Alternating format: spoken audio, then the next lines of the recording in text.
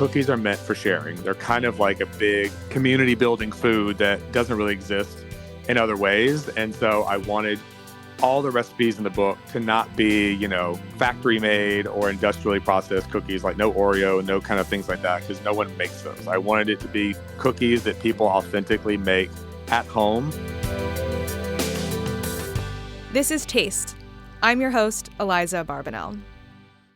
Ben Mims is a cookbook author, food writer, and recipe developer based in Los Angeles. He's worked at major media outlets like the LA Times, Food and Wine, Saveur, and Lucky Peach. And he's the author of a great new baking book, Crumbs, Cookies and Sweets from Around the World. Crumbs is something of a cookie encyclopedia, sharing the old world history and contemporary adaptations of global cookie traditions like Italian waffle cookies and Okinawan brown sugar shortbread. In this episode, Ben goes deep into his lengthy research and recipe development process.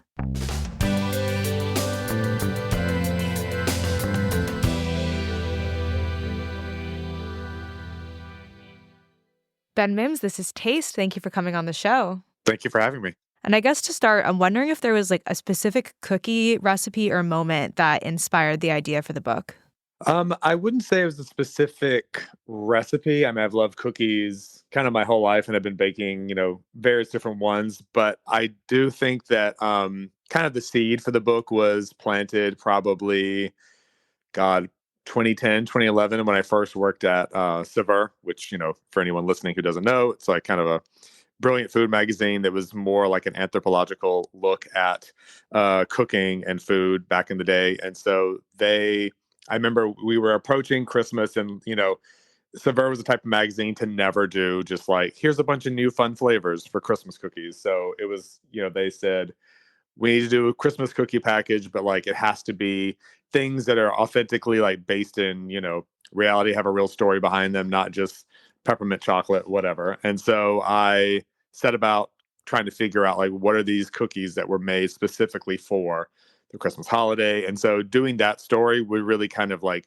changed how I thought about not just cookies, but most food, but just, always trying to figure out what's the real story behind food, not just, here's this fun flavor combination. So I think after that, every place I worked at after that, from Food Network or Lucky Peach or LA Times, we always wanted to do a Christmas cookie package. And so I kind of got that opportunity to kind of give people not just, some new flavors and some new shapes and stuff, but also kind of give a little bit of history and give a little bit of extra information about cookies. And so when this book came along, that's pretty much the whole gist of Crumbs is the history and story, and like how these cookies have moved around the world and tied to, events throughout history, or like, things that were grown in certain regions, how they developed. So I always tell people, the Crumbs book does not have anything new per se, but it's going to have a lot of information that I think you didn't know about cookies that you're very familiar with. And I think it will turn you on to new cookies that you've maybe have never heard of, just because we're so limited in types of cookies that we make here over and over. So I think that is kind of the highlight just of the book for me. Yeah, I think it makes a lot of sense knowing your food media background that working on so many cookie packages would inspire a cookie book. I do think it's up there with Thanksgiving as like the tentpole of the year for all of these publications. And I grew up Jewish, like very unfamiliar with the Christmas cookie tradition. And then when I started working in food media, I was like kind of bonked over the head with how many cookies there are. And I really have to congratulate you on the book. It is like this encyclopedia of global cookies. And I'm so curious about what the research process was like. How did you go about making sure that you were covering all of this territory? It was a giant feat at the beginning, I'll say for sure. I was like, I have to start somewhere. So I, grabbed a whole list of every single country in the world. And then I literally set about Googling, this country with cookie just to see what would come up. And, I think the original list, like when you do that, I ended up with like 870 something cookies. And so I had this giant Google spreadsheet. And after I did that, which probably, I can't remember, it took me like a month or two just to do kind of the first stage of just researching every cookie and then going through and culling out ones that obviously didn't come from certain places. And then once I narrowed it down to like, I think it was like 350 something, that's when I started and that kind of cut out all the ones you knew didn't come from certain places but were just popular there. That's when I went into the library, started looking at every single cookbook, which, from certain places like in America, in Western Europe, there's so much documentation. There's so many books that have been written just about that country's cookies. Whereas in other parts of the world, there's hardly any cookbooks at all that exist for any of their food, let alone cookies. And so I would take every single cookbook that I could find from specific regions, specific countries.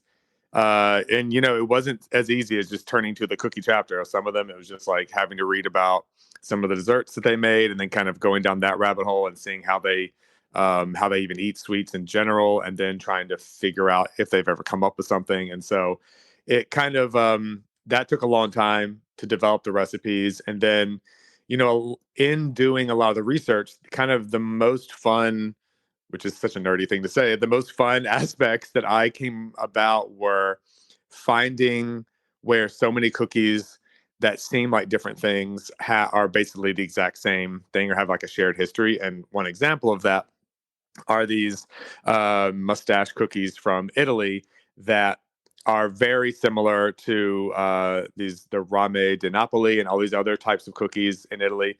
Which, as I was researching them, it turned out that they were all basically from the similar region. They all had the exact same ingredients, but just used in different ways. So, like, one would be a chocolate cookie with orange zest and powdered sugar on top. The other one is kind of a regular cookie, but it has orange marmalade and then covered in chocolate. And then pistachios would show up different places. And one was shaped round, one was a diamond, but they were basically all they came from the same place. And so that was a way to take these four separate cookies and kind of condense them down into one, where I kind of gave the history of like, here's where all these ingredients came from. Here's like the cookie that's most well known, that's most made today, and here are all the variations that come after it that are so similar. They didn't really warrant being their own cookie. It was just like, change this to that and shape it this way, and you get this cookie. So there's a lot of variations in the book that I think are kind of more fun and kind of paint a better picture of these specific kind of like genres of cookies and how they spread about certain regions, to kind of help you understand where those cookies fit into the culture. Yeah, I love this idea of cookie genealogy and you making this kind of tree of how they all relate. How did you go about adapting recipes from so many different global cookie traditions? Obviously, you want them to be your own recipe if they're in this book, but you also don't want to be, I imagine, like messing with tradition just for the sake of messing with it. Sure, sure. And I did want them to be my own, but then I also kind of didn't. I wanted them to be not I wanted them to be a template. Like, I wanted them to be as close to the original, or as close to just like the basic premise of what the cookie was originally meant to be. And then, so that, once you make it, if you decide you want to take it in a different direction, you want to add more salt, you want to add more flavoring, fantastic. But at least you know what this cookie was supposed to be originally. And so a lot of the cookies in the book, I tell people, they are pretty, crumbly, dry cookies, with like just a few ingredients. And so, of course, I made sure to like make the salt a little bit more heightened than they would have been in the past, and make sure they at least taste good as they are. But there's definitely ways to, quote unquote, improve the taste by modern standards if you want them to be much sweeter, or you want them to be softer, yada, yada, yada. So a lot of the research was, and again, I did this at Saveur years ago. There's a dish I was researching. I would find every single recipe for it that I could, kind of print it out, lay it out in front of me, or in this case, I kind of copy and paste it into one document, and I would just see what are the common proportions of, let's say, flour to sugar to fat. What are the common flavorings? What does everyone more or less shape it like? And so I kind of would take, in some cases, the average, in some cases, like just the majority of how people make it today. And if that was different from, let's say, how it originally came about, I would talk about that in the head note and say, this is how people make them today. Originally, they were like this. And I kind of would pick the one that kind of was the best or made the most sense. And so in some cases, there's a cookie in the UK that it has a name that nowadays it is very different from what it started out to be. But what the cookie is now, and I'm blanking on the name, unfortunately, but it is, it's basically a plain sugar cookie.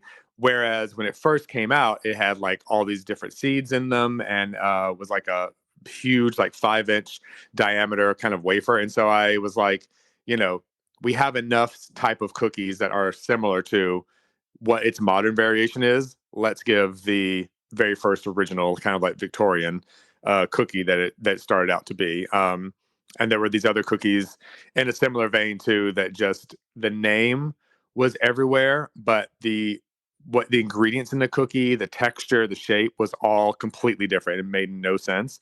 And so that was one where I was like, okay, we have to go back to where these cookies first started out and like how they first looked, and then talk about how over time people just decided this is going to be the cookie that you kind of throw the kitchen sink into. But at least we know where they first started out from. So I want to dig into some of the recipes in the book with you. I feel like here in the US, we are very much like a nation united under chocolate chip cookies, but there are other cookies that are maybe deserving of widespread acclaim and like being able to be made at home. Is there a recipe in the book that you hope would reach a similar status here in the US? oh wow, it's a great question. I would say most any cookie from Scandinavia, honestly, because they are like kind of the cookie miracle workers, I would say. And there are these types of cookies I'm actually surprised have never caught on more in the U.S., but in Sweden, in particular, they're called like snittar, Snittar, and they're slice cookies. It's literally, you take a bunch of dough, shape into a log, bake the log as it is. It kind of flattens out, and then after it comes out, you just kind of cut them into these strips, and it's like the easiest cookie you can ever make.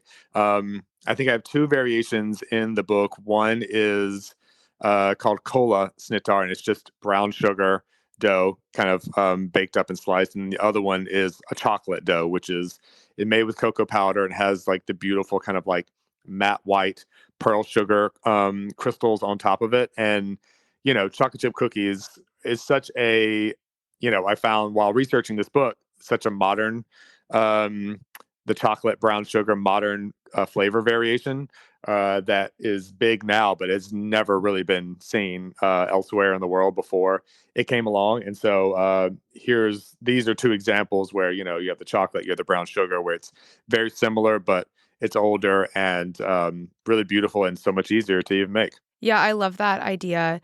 I'm curious on the flip side if there's like a very technically advanced cookie. I feel like cookies are sometimes thought of as like I think it's one of the first things kids learn how to bake. It's like a very accessible entry point, but cookies also can be very finicky. Is there like a technical baking cookie in the book that you would recommend to somebody who wanted to maybe push themselves? The most obvious cookie for sure for me would be the macaron from Paris, just because that is, people.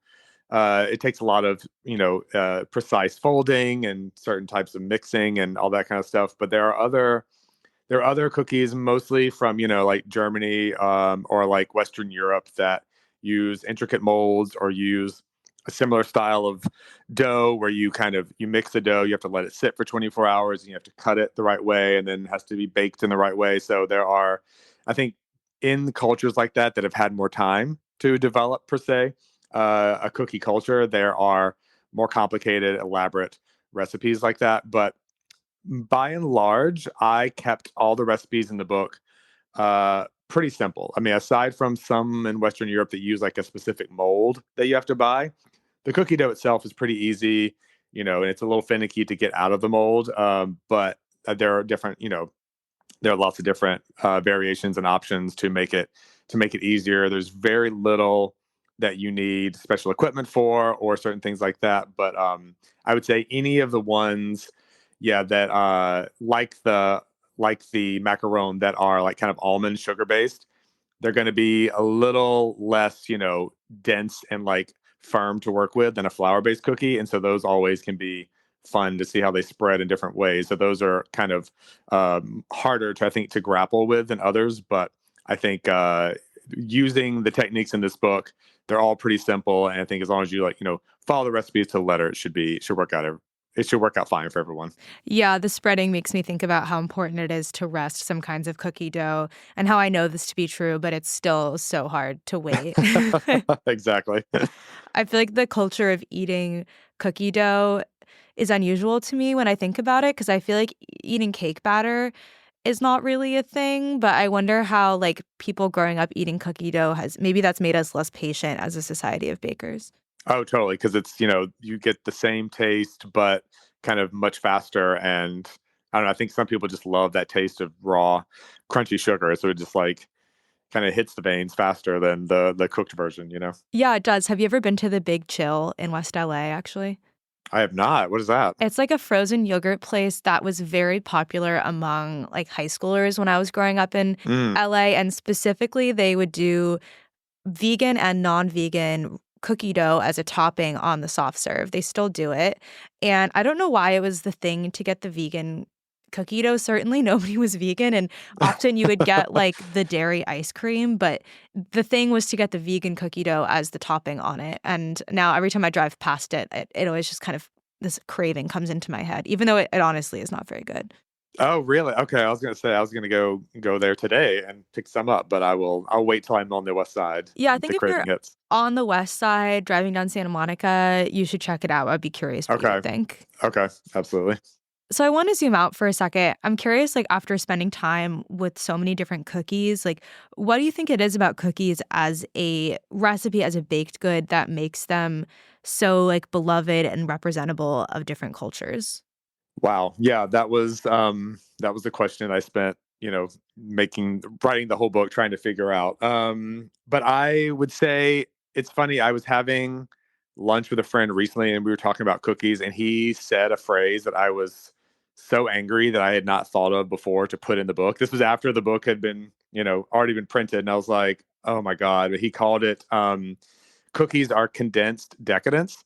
And I think that's kind of like encapsulated the whole gist of the book, and the question you just asked better than anything, which was these are these tiny little, very abstract, amorphous blobs of just sugar and butter, just super decadent things that make you feel like you can have, this kind of luxurious, decadent treat, but not like, committing to this like giant dessert or piece of cake or whatever it is. And so I think people all around the world, you know, just want a mark of sweetness to kind of either celebrate something, whether it's like a religious holiday or birthday or weddings, things like that. They want sweetness, and that's kind of a universal taste that everyone knows and loves. And so I think having, and while yes, desserts and things are also a big part of the culture, they are more laborious to make. They don't keep as long. Whereas cookies keep for a long time. They, if you just want one little bite of something, they're there for that.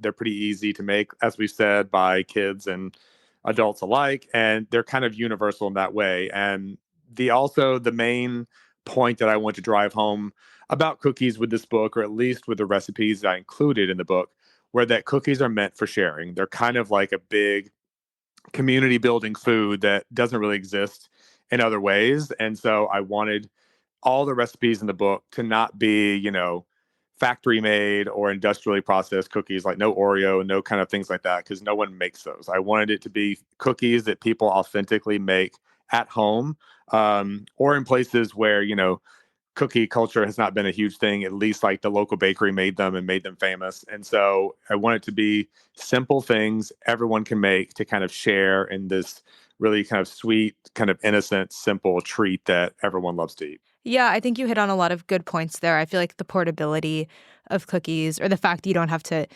slice them, certain cakes, like I'm afraid to slice even because Yep. they're kind of precarious or so substantial. Like there is something about a cookie that you can just kind of tuck it in your pocket, hopefully with a napkin around it. But I Exactly. guess depends on your pockets.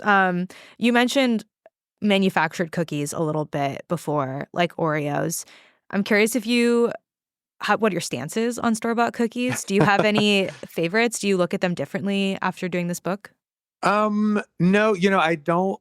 No, I don't look at them differently. I think for many industrially like store bought cookies, My stance on not making them homemade is that, these factories and these companies, they have access to ingredients and machinery that can produce better textures and more precise flavors than most of what we can get at home. And so it's like, why, if it ain't broke, don't fix it. And I've never to this day had a homemade Oreo that beats the store bought, sorry to say.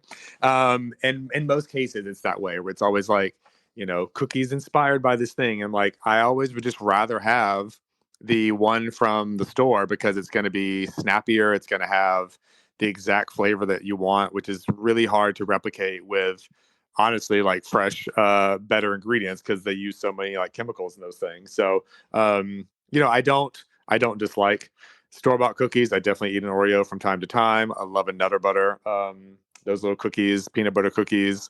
But yeah, I try not to have them all the time, but if they're around at a party or like a Super Bowl situation, I'm definitely going to eat a few for sure. Yeah, I do feel like I have to commend. I feel like if you're gonna buy a store-bought dessert, like Haagen-Dazs ice cream, quite good. Absolutely. Snack cakes, like, not really good, but, like, Yeah. cookies are they are significantly better as a class of, like, manufactured baked item, I would say, compared to Sure. cake. Absolutely. Absolutely. I like what you're saying about just, like, the scale and the access of ingredients that makes that possible. Exactly. I want to switch gears a little bit and just get your perspective on food media. I really admire your career. You've worked at so many great places like LA Times, Lucky Peach, Food and Wine, Savour, etc. And I'm curious, like, what your perspective is on food media these days. Like, do you see any bright spots with writers or publications or creators you think are doing interesting work? You know, Great question because yeah, I feel like when I first started in food media, it was not pre-internet, oh my god, but pre-website recipes. And so I didn't even see, I lived through. I started before all of that and kind of seeing the waves come and go through just online recipes to Instagram to now TikTok. And I've seen a lot of brands that I even used to work for go by the wayside or are gone now, and so or just shadows of what they used to be. I hate to say. So at least when it comes to brands, I think more and more people care about personalities these days than actual brands. I think Bon Appetit's videos series from years ago. I think that kind of had a hand in doing that as well. I talked to a lot of people when I was in New York. Actually, at this party, we were talking about cookbooks because I was there helping some other people work on cookbooks, and I was like, what are the ones that these were all like early 20 somethings, and I was like, what are the ones you turn to nowadays that you like? And they named all personalities, like people on TikTok or former BA people or whatever, that they just want their perspective. Like the food is not new, it's not innovative, it's just this person's um, recipe for X, Y, and Z. And for a long time, I was just like, oh, that's not what I care about particularly because, I'm the guy writing history books about cookies. So I kind of care about the history and I don't really care about personalities per se. That said, there have been a few people on TikTok and on Instagram where I see them making their cooking videos and I'm like, I want to eat that. That looks great to me. I like the way that they think about this dish and I'm seeing all the details that for me matter, like how they slice certain produce, how they season things, how they um you know drizzle olive oil or kind of sprinkle certain things. I'm like, oh, you actually what you're talking about. You're not just making stunt food or you're not just making some random thing. You actually have a lot of skill, and so it makes me trust them more.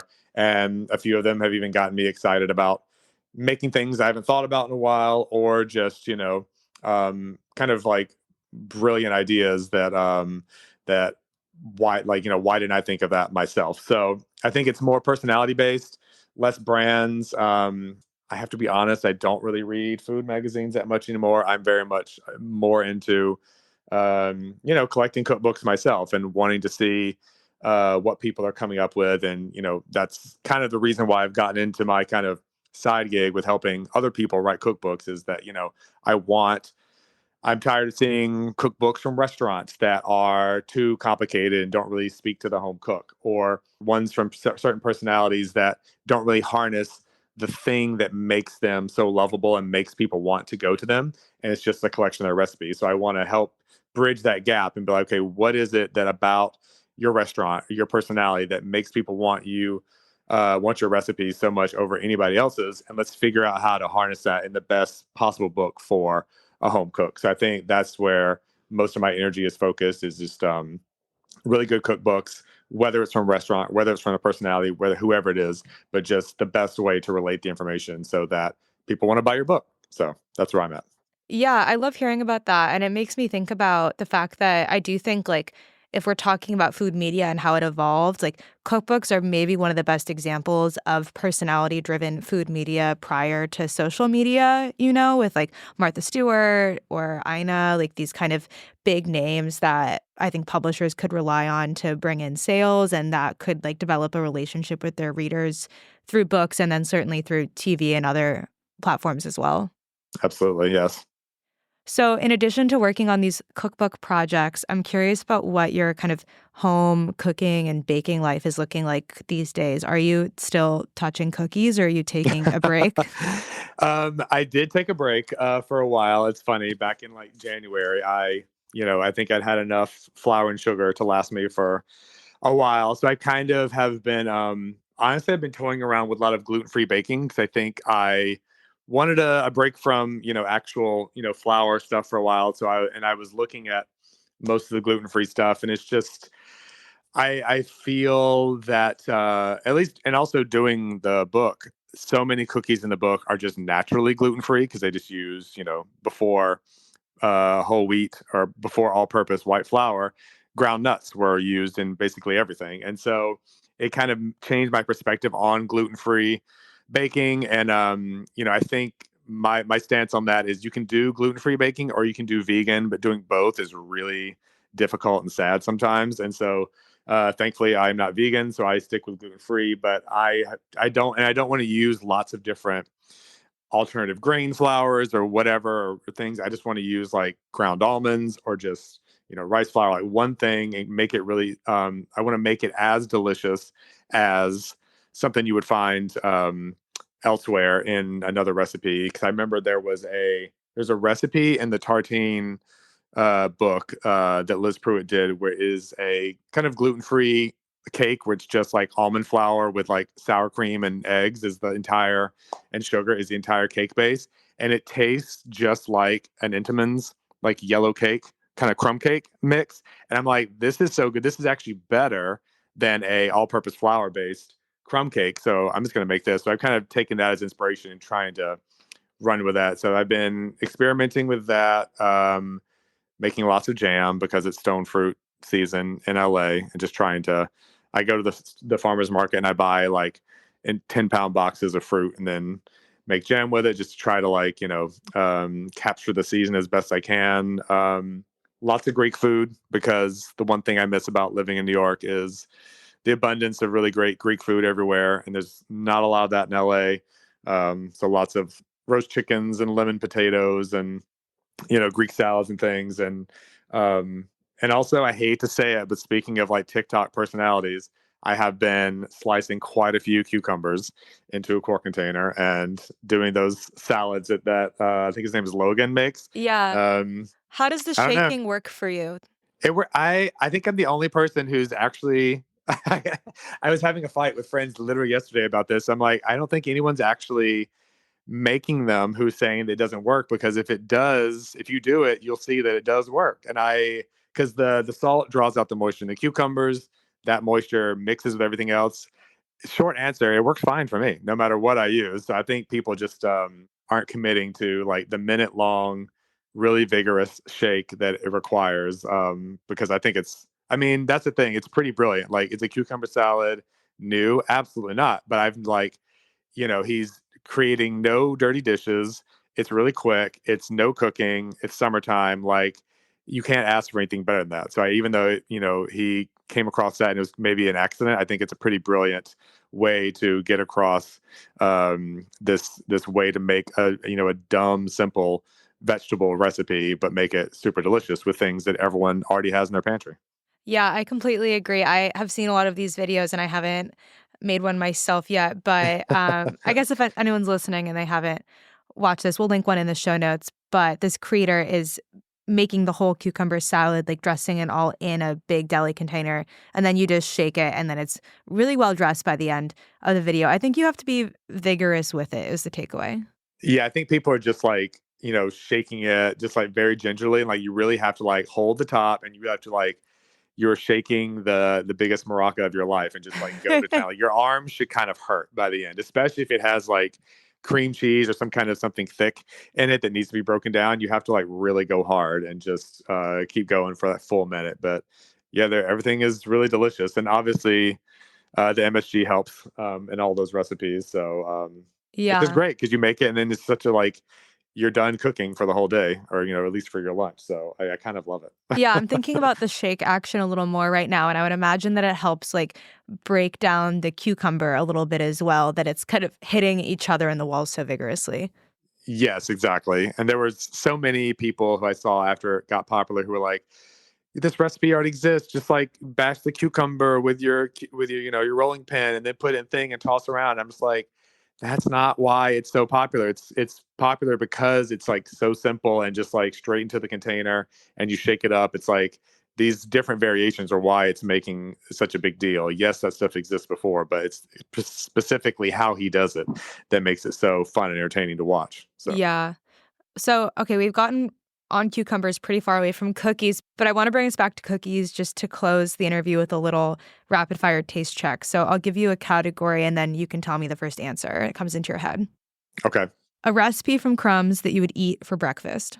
Um, Oh, there's one cookie from Indonesia that has like Edam cheese in it. So like you could use cheddar cheese too. So it's slightly savory. It's the only one that has anything remotely savory in it. So I would say that one if you want, a cookie to go with your eggs. But I've also been I made my partner snickerdoodles for his birthday last week. And so we've been eating snickerdoodles for breakfast for the last 6 days. So those are great too. I feel like snickerdoodles are almost like a pancake cookie in some kind of way. So, Yeah, pancake, a cinnamon roll, but it's a cookie. Yeah, same cinnamon thing. sugar. It's perfect. Yes. Okay, a cookie from crumbs that you would bring to a dinner party.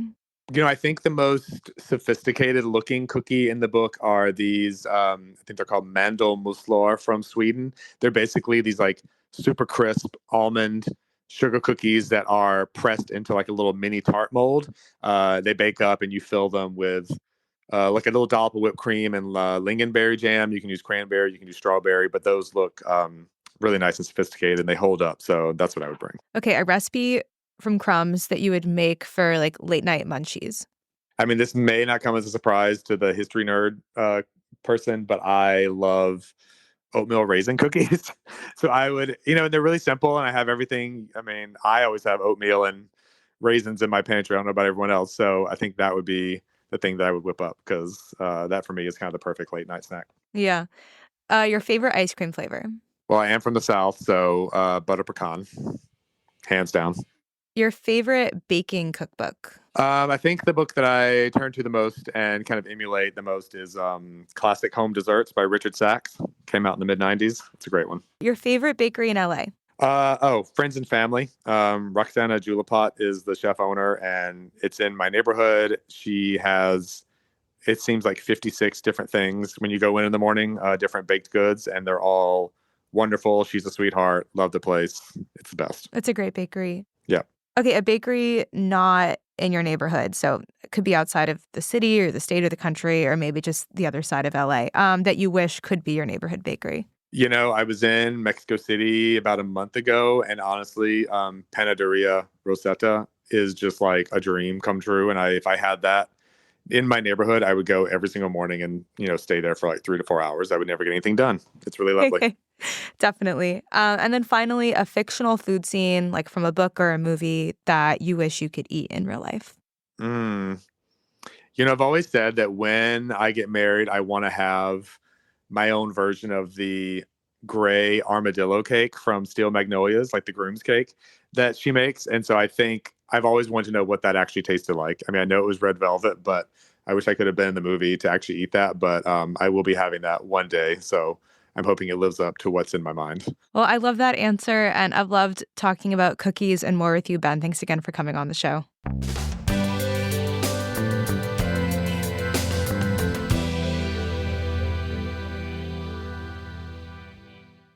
So, Eliza, you've been traveling, you've been on the road, and you got to visit a newish city for you, a city I know as well. Tell me about it. I got to go to Philly. Woo! I had so much fun. I didn't get to see Gritty, but that's okay. I'm sorry. I tried to manifest them. I don't know if Gritty has pronouns, honestly. Gritty is all-knowing. All-knowing. I went for a really cool month-long festival called Cookbooks and Combos, the Sisterly Love Collective in Philly puts on. Have you heard about this before? Absolutely. Ellen Yin was on the show about a year ago talking about her involvement in this. Yeah, it's the second year that they've been doing it, and they bring out all kinds of amazing cookbook authors, friends of the show for sure, Hetty McKinnon, Priya Krishna, Abby Belinga, and they very kindly invited Cakesy in to do an event with them. Oh, cool. So we went out to Mural City Cellars and did a little cake party with 5 different Philly bakers. They all made cakes, and I did a little panel conversation and talked about just cake as a kind of dessert medium and starting small businesses. And then everyone got to eat all of the cake, which was really cool. Who are some of the folks serving cake at this event in Philly? Well, it was really interesting because there were some folks that are really known on Instagram that are now starting brick and mortar restaurants. So New June, for example, which is very known for these very Victorian, highly frosted, decorated cakes. And Noelle is opening up her first brick and mortar location very soon. There were people like Justine from Fiore, which is a Italian kind of breakfast bakery spot that does cake as part of their menu, but other things as well. Some of the other bakers were Dreamworld Bakes, Party Girl Bake Shop, and Cake Life Bake Shop. Oh, fun. And they all brought the most kind of beautiful autumnal cakes. There was some apple cider vinegar going on. There were a lot of PB&J flavors going on. We got to stay at a really beautiful new hotel called Anna and Belle that opened in Fishtown nearby, which reminds me a lot of the Hotel St. Vincent in New Orleans, actually. It's a really old brick building that's built around a courtyard that they have a little pool inside of. They have a really great restaurant there called Bastia that we ate at Friday night, where I got to have blowfish tails, which is something that I've very rarely had before, but I think are really delicious. Yeah, those are great. Pan-fried. Pan-fried. Yeah. We had some really good kind of tzatziki pepper situation. Fun. But really, I was so excited to go to Philly because I wanted to eat at Polizzi Social Club. Yes, South Philly represent. I love that spot. You've been there before? Oh, totally. When was the last time you were there? I was there pre-pandemic, 18, 19, something like that. Tell me about it. 18, 19? Yeah. Like the 1800s? 1800 and 19, no, 2018, 2019, pre-pandemic. Well, they've been open since 1918, actually. Oh, right. So your numbers were right on the money, a little reversed. My friend Iris is from Philly, originally lives here in New York, and I convinced her to come out for the event this weekend so that she could take us to eat at Polizzi because she is a member. She's a member, great. So I just shout out to Iris because I've wanted to go to this restaurant for years. As you know, it's an institution in South Philly. They are a members only South Philly Italian restaurant, in the bottom floor of a row house in a very residential neighborhood. And you can only eat there if you have a member who's taking you. So Iris vouched for us. We had a 9 p.m. dinner.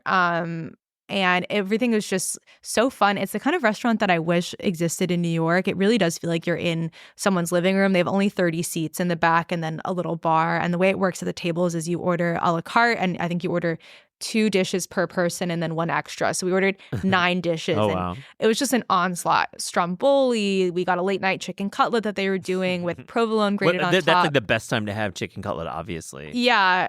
We got escarole and beans, really delicious spumoni ice cream. And we had this great server named Nick. And everyone that I was dining with is a Scorpio, so we were doing a little cheers to our shared birthday, and Nick said he also was a Scorpio, and then the next thing you knew, there was a bottle of homemade limoncello out, and we were all taking shots with him. It was just one of those kind of nights that was really special that I really loved. I love that you went there. I think it's got a great service element. I remember my time there a while ago, just perfect service. I loved it. We stayed for 3 hours, and I think that honestly Nick wanted us to stay longer. Yeah. He was like, "Are you sure you don't want extra dessert?" But we had to move on because we had to wake up in the morning and go do more eating. Yeah, of course. That's why you're there. Awesome. So tell me more about your trip. Well, I also want to tell you about this place called Ray's Cafe that Iris took us to, which is another Philly institution. It's a Taiwanese cafe that's been running in Chinatown since the 90s, and they do siphon coffee, like Yeah. with the big drip and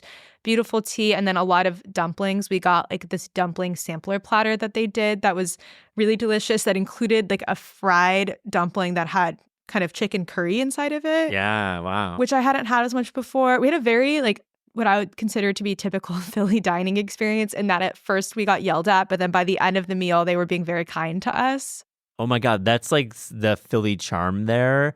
It's like a little bit of Brooklyn, but there's like definitely a little more aggression going on. Yeah, Hot I mean, take there. we walked in and we were with a group of 5, and there was another large group that had walked in behind us. So I think this guy who was running it just saw the large quantity of people and got stressed that we were all together, which would have been very unreasonable. And then we were at the tables, and it was just kind of a weird setup. And so Shirley decided to go talk to the auntie in Fun. Chinese to see if we could like switch the tables around. And then all of a sudden we were getting yelled at in 2 languages. So it didn't quite work out, but the meal was really great. We had a really good like house noodle soup. And then by the end, when we were leaving, everyone was thanking us for coming and hoping that we had a good rest of our weekend. And like the Philly charm kind of came through, I think, after maybe we proved our worth by like eating so many dumplings. Oh my God, I don't know about this place. I don't think I've ever been to Philly Chinatown, so that sounds really cool. Well, it's actually a very interesting time to go to Philly Chinatown, because there has been talk of the city wanting to build a stadium like right in the center of Chinatown, and there's a big movement in the neighborhood like against this stadium opening, because it would really like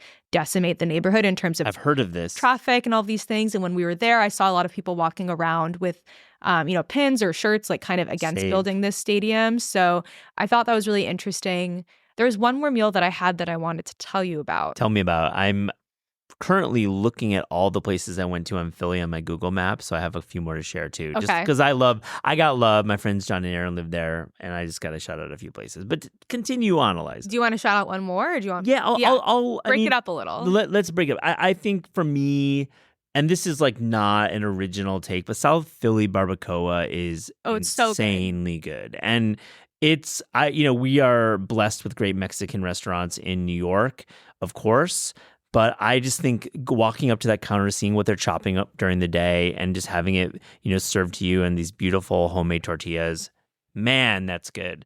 Yeah, I love South Philly barbacoa. It's one of the only restaurants that I went to the last time I was in Philly, and I wanted to go back, but I felt like I needed to focus on expanding my Philly horizons. Yeah. And there was one other really special meal that I had, which is I went to this kind of bar restaurant combination called Meeting House that was also on BA's top new restaurants this year, which I didn't know when I showed up. We were with friends who had heard that it was a good bar and went to Quaker school. They're from Philly, and Meeting House is obviously an homage to that. So that was the reason why we went. But then when we arrived, it immediately became apparent that this was a more special place. And some of the folks that we were meeting were friends with Drew, who's the chef there. And so we ended up having this really like awesome experience where all of a sudden like every dessert was on our table, and they do a lot of cool things there. Like really, Drew has a fine dining background, and you can tell this even though he's doing pretty simple bar food like a roast beef sandwich or clams or crab dip. He does this caramel toast, which is a deep fried piece of toast covered in caramel that is just so much better than that maybe sounds like it would be. They also have 5 beers that they make themselves, and then something on the menu called mystery wine that everybody was drinking. What's that all about? It sounds fun. They literally tape the bottles of wine when they get them and then pull them at random out of the basement. So you don't know. Nobody knows. Like not even red, white, rosé? No, it just says mystery wine, and then the whole bottle is taped up with blue painter's tape. So then it was poured, and it was a rosé, and it was delicious. And obviously, the folks that are ordering the wine in the first place know at least what wine is in stock, but maybe they don't. Maybe they're just asking the distributor to tape the bottles. I don't really know, but I thought that was like really fun, and it shows a level of trust that the customers have with this restaurant and this bar, that they trust it to be good. And also this kind of like off the cuff, laid back attitude that I kind of got from my time in Philly. So go to Meeting House, get the caramel toast, get the mystery wine. I love that idea of the mystery wine. Pull it from the cellar. It can be anything. A couple other restaurants I have to shout out. High Street, Ellen Yin's restaurant is incredible. It's like a legend there. Definitely the original Zahav. If you can get in, order the lamb shoulder. It's amazing. And last but not least, Kalaya. Like, you gotta check out Kalaya, Southern Thai cuisine. I just had the chef on the podcast, and really another hard table to book. But if you can get it, you should go. Philly is such a cool city. Yeah, I had to keep myself from looking up the average rent price in Philly. Otherwise, it would have really broken my heart and made me want to move there compared to New York. But I think that says a lot about how much of a good time I had that I was even in that mentality. So Yeah, also now that I know how quick it is to take the train, definitely. That's a great way to get there.